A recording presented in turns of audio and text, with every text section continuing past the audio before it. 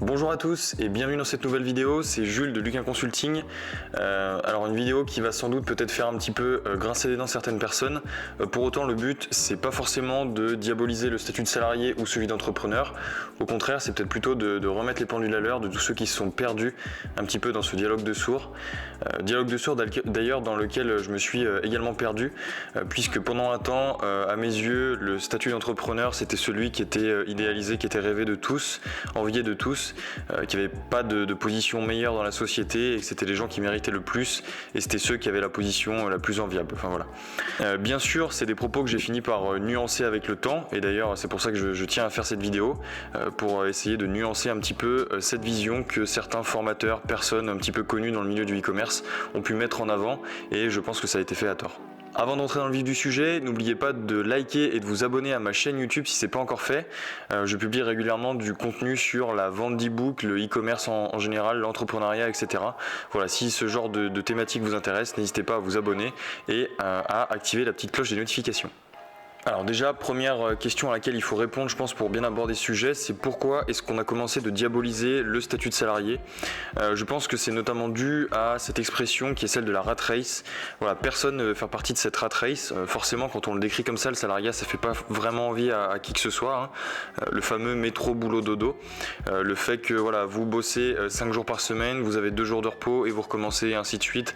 Vous avez quelques congés payés dans l'année et en gros, votre vie se résume à ça. Vous n'êtes pas heureux et ce que vous faites ça vous fait clairement chier et vous êtes payé une misère. Ça c'est la version salariat 1.0 qu'on vous a vendu, que vous ont vendu la majorité des entrepreneurs et qui est pour le coup celle à laquelle je tourne le dos aujourd'hui. Je pense que l'entrepreneuriat ne se résume pas à passer sa vie dans le métro, à travailler pour un patron et pour un boulot qui ne nous plaît pas du tout. Et d'ailleurs il y a quelque chose qui est assez intéressant également de rajouter, c'est si on revient un petit peu dans le passé et qu'on regarde comment est-ce que c'était perçu autrefois le salariat et l'entrepreneuriat, c'était complètement l'inverse.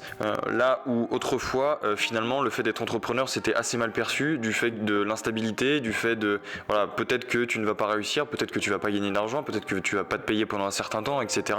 Tout ça, c'était des choses qui faisaient que le statut d'entrepreneur était assez mal vu et au contraire, bah voilà, ce que je vous disais, le statut de salarié avec le bon CDI, le salaire, etc. qui tombe à la fin du mois, c'était une position qui, au contraire, était bien plus admirée que celle d'entrepreneur.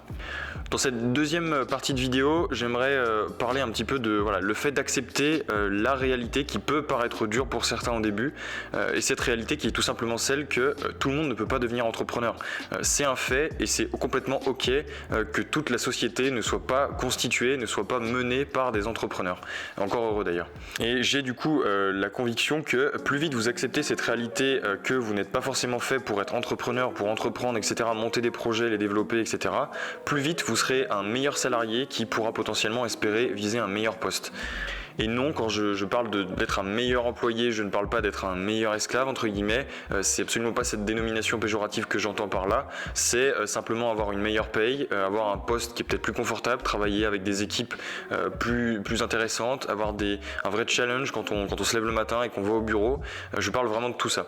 C'est peut-être utopique et bête de dire ça, mais je pense qu'une fois qu'on a accepté cette réalité qui est celle de je ne suis pas un entrepreneur, mais je vais me dépasser en tant que salarié, je vais être un bon employé, je vais viser la place que je veux, je vais travailler dans la bonne équipe.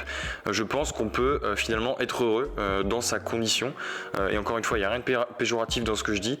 Il n'y a pas d'échelle de valeur. Je pense qu'il y a des entrepreneurs qui gagnent très bien leur vie, qui sont malheureux. Et je pense qu'en tant qu'employé, peu importe son poste, si c'est celui qu'on vise et qu'on désire, une fois qu'on l'a atteint, je pense qu'on peut tout à fait être même peut-être plus heureux qu'un entrepreneur à succès. Le troisième point que je vais aborder avec vous dans cette vidéo, c'est donc finalement comment est-ce que je peux me démarquer et ne pas être le salarié moyen. J'ai encore une fois une autre conviction, j'ai cette conviction que les études, le fait d'avoir des diplômes n'a presque plus de poids dans un certain nombre d'emplois aujourd'hui sur le marché du travail. Et je pense que d'ailleurs mon parcours en est largement la preuve. Pour ceux qui ne me connaissent pas, donc j'ai simplement un baccalauréat.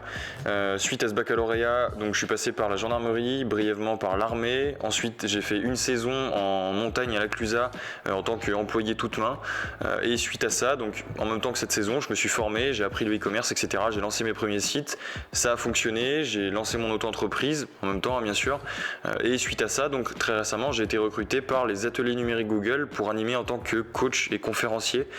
Donc voilà, un poste que j'ai pu atteindre sans avoir fait d'études de commerce, sans avoir été à un poste de manager où j'ai pu peut-être diriger des équipes ou quoi que ce soit. J'ai jamais fait tout ça. Et pourtant, sur ma fiche de paye, il y a la petite mention cadre supérieur et j'ai pas fait ces études, j'ai pas tout ce bagage-là. Comment est-ce que j'ai pu espérer avoir cette opportunité? Comment est-ce que j'ai pu être contacté pour ce poste-là?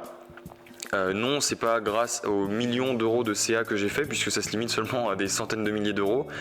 C'est vraiment simplement grâce à tous ces projets que j'ai pu monter, toutes ces compétences que j'ai pu accumuler, parce que vous en doutez bien, pour atteindre ce poste, il y avait quand même un certain nombre d'entretiens, etc., de tests. Donc voilà, j'ai accumulé ces connaissances, je les ai mis en pratique sur des projets personnels que j'ai développés et qui ont fonctionné. Et l'ensemble de ces éléments-là ont suffi, en quelque sorte, à prouver ma valeur, si je puis dire.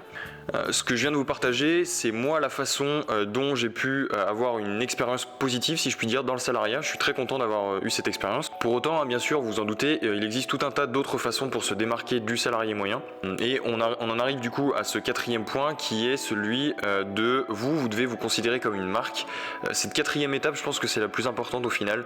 C'est celle que je suis en train de développer moi avec cette chaîne YouTube, avec notamment mon profil LinkedIn et tout le contenu que je peux partager à travers la newsletter, le canal Telegram, mon profil Instagram, etc.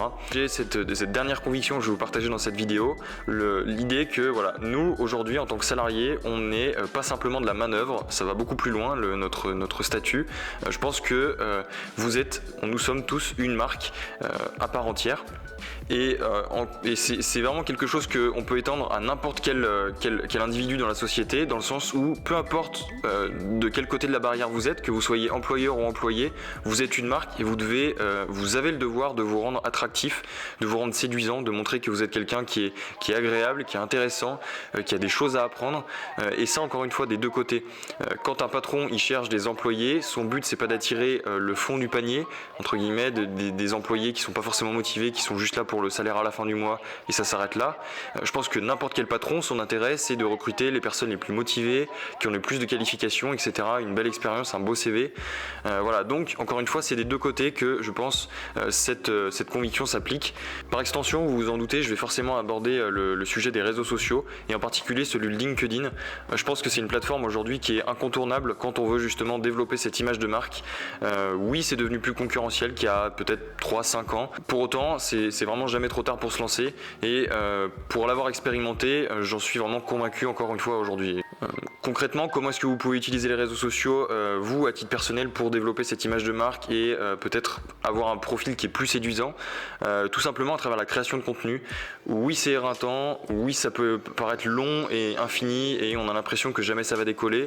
Pour autant, il faut vraiment voir ça comme une boule de neige que vous allez pousser. Alors au début, vous allez pousser votre boule de neige, elle sera minuscule et vous serez en pente, et au fur et à mesure, vous allez arriver jusqu'au moment de bascule où tous vos efforts vont commencer de payer et cette boule de neige va commencer de prendre de la vitesse, de grossir et ainsi de suite.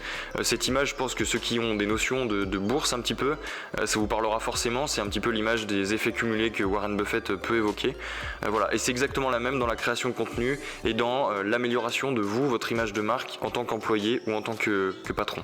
Pour terminer cette vidéo, j'aimerais te partager le dernier challenge que je me suis lancé il y a quelques semaines à date de cette vidéo, qui est celui tout simplement de contacter sur LinkedIn justement des repreneurs et des investisseurs dans des franchises pour tout simplement leur proposer un café en échange de leurs réponses à mes questions. À ce jour, j'ai simplement quelques repreneurs qui ont répondu à mes questions. Donc tout ce que je peux t'inviter à faire, c'est éventuellement de rejoindre mon canal Telegram. Je partagerai justement sur ce canal toute la suite de leur retour d'expérience, toutes les réponses qu'ils ont pu me fournir. Voilà, je te formulerai toutes ces réponses justement à travers différents audios. Ce challenge, c'est un petit peu la dernière recommandation que je peux faire pour justement sortir de ce cadre entre guillemets de salarié moyen. Envoie des messages, que ce soit sur LinkedIn, que ce soit par SMS ou même par email ou téléphone même directement aux personnes, à des personnes qui exercent la profession ou qui travaillent dans le secteur d'activité qui t'intéresse. L'objectif, c'est pas forcément de contacter des stars et des personnes qui sont complètement inaccessibles. Il faut quand même rester cohérent et dans la réalité. Tout le monde ne te répondra pas.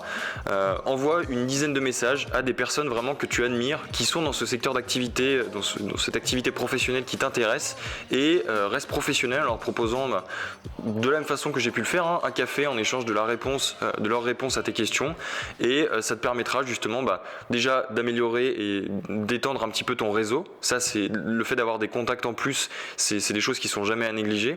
L'idée, c'est vraiment de contacter ces personnes qui sont dans un secteur, qui exercent une profession qui t'intéresse, et de nouer le contact, de discuter avec eux, d'échanger sur ce sujet-là, et peut-être que ça t'ouvrira l'esprit sur, peut-être que tu idéalisais complètement le poste, ou au contraire, c'est vraiment ce que tu voulais faire, et ça va peut-être t'offrir des opportunités d'emploi par la suite. On ne sait pas. Dans tous les cas, ce sera des choses qui seront bonnes à prendre. Je pense qu'il faut vraiment pas avoir peur que cette démarche soit perçue comme originale. Ce seront des gens qui seront heureux de partager toutes leurs connaissances, leur expérience avec toi. Donc je le rappelle une dernière fois, pour tous ceux qui veulent en savoir plus sur moi, les retours d'expérience que je vais pouvoir tirer de ces différents repreneurs d'entreprise et investisseurs dans des franchises. Je t'invite encore une fois à rejoindre mon canal Telegram. Le lien se trouve du coup dans la bio de cette vidéo. Et on arrive du coup au terme de la vidéo. J'espère que ce contenu t'a plu. Si c'est le cas, encore une fois, n'oublie pas à t'abonner et à liker cette vidéo, et pourquoi pas même à laisser un commentaire en me donnant ton avis, en me partageant un petit peu si cette vidéo a pu t'ouvrir l'esprit sur le statut de salarié ou au contraire sur celui d'entrepreneur. Voilà, ce sera avec plaisir que je lirai tout ça. Et sur ce, du coup, je vous dis à très bientôt.